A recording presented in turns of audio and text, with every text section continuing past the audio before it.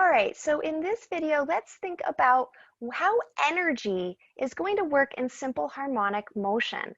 So let's now, to start, ignore any damping. So ignore anything that is acting to slow your oscillating system down. So the mass on the spring, say it's an ideal spring, and it doesn't have any resistive losses from being stretched and compressed and stretched and compressed, and that there's no friction, there's no air resistance, anything like that. So we're just going to have the idea that we're going to have our mechanical energy is conserved. So what we're seeing with our oscillations and analyzing oscillations is we're not really learning any new fundamental laws of physics. We're applying our fundamental laws to an oscillating system. So in the previous discussion of simple harmonic motion, we saw how we can apply our sum of forces, right, equation, Newton's second law, to analyze this system and figure out the frequency of a mass spring system. Now let's think about it from a conservation of energy perspective.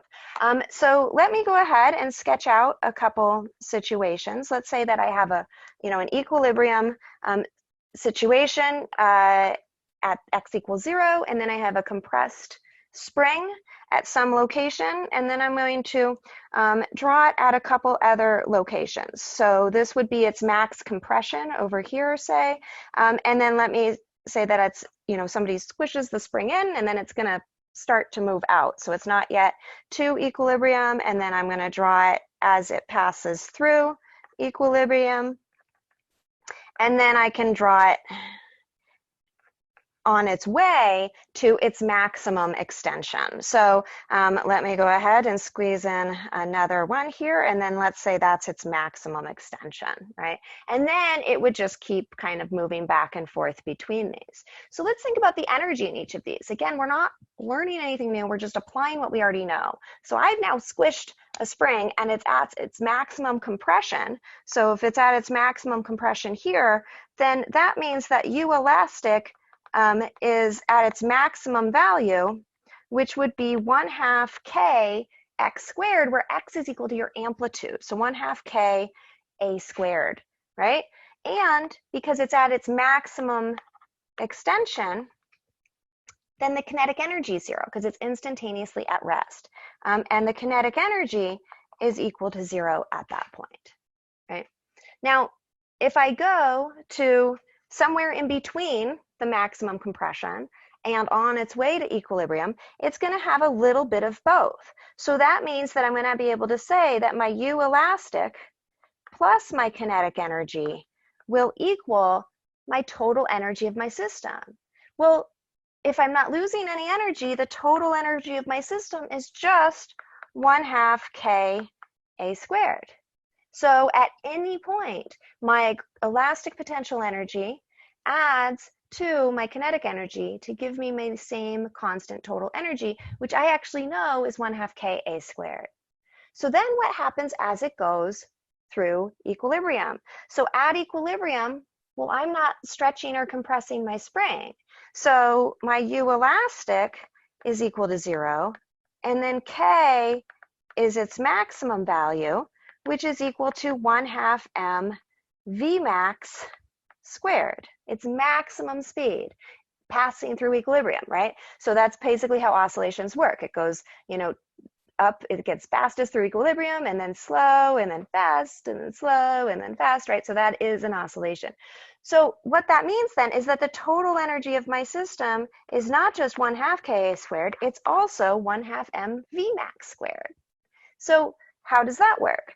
Let me go ahead and write out over here. I'll leave a little bit of space. I can say that 1/2 k a squared has to equal 1/2 m Vmax squared. Oh, something strange happened, sorry.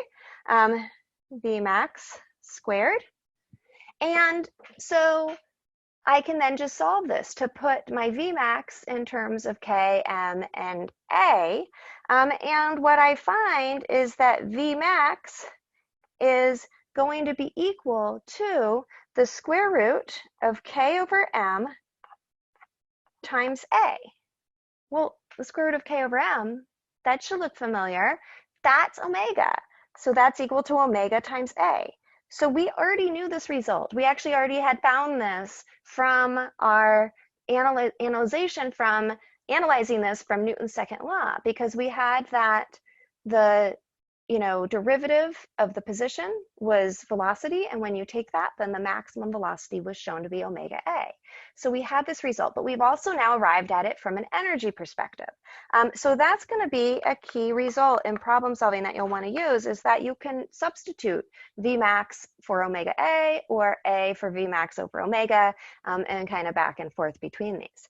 But the key idea from a conservation of energy perspective is that the total energy is constant.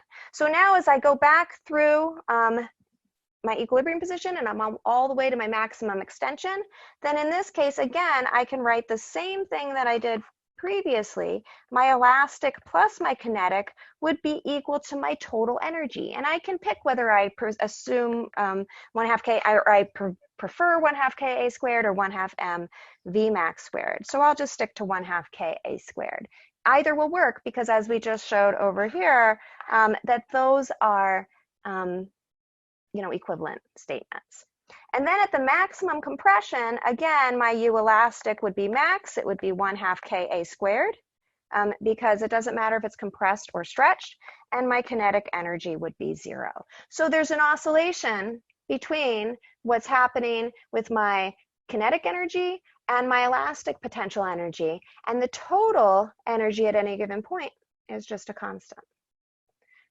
Okay, so in problem solving, what you can do is, instead of having to identify an initial and a final situation, you can just right away say that the elastic potential energy, and I'll just go ahead and write this as 1/2 Kx squared at any location, plus 1/2 mv squared at that same location, is going to be equal to 1/2 Ka squared, where we're going to have, we can write A or relate this to Vmax, where Vmax is equal to omega times A, sometimes is a useful substitution that will show up. So that's kind of your starting problem. So the conservation of energy problems with oscillations don't read like a typical conservation of energy problem, where you start on a hill and then you go down and all this stuff happens and then you have a clear initial and final. A lot of times instead, you just already know the total energy of the system. And so you can just start right away with this equation and only analyze a specific point relative to kind of your maximum energy, knowing what that total maximum energy is of that system. Okay, let me know if you have any questions.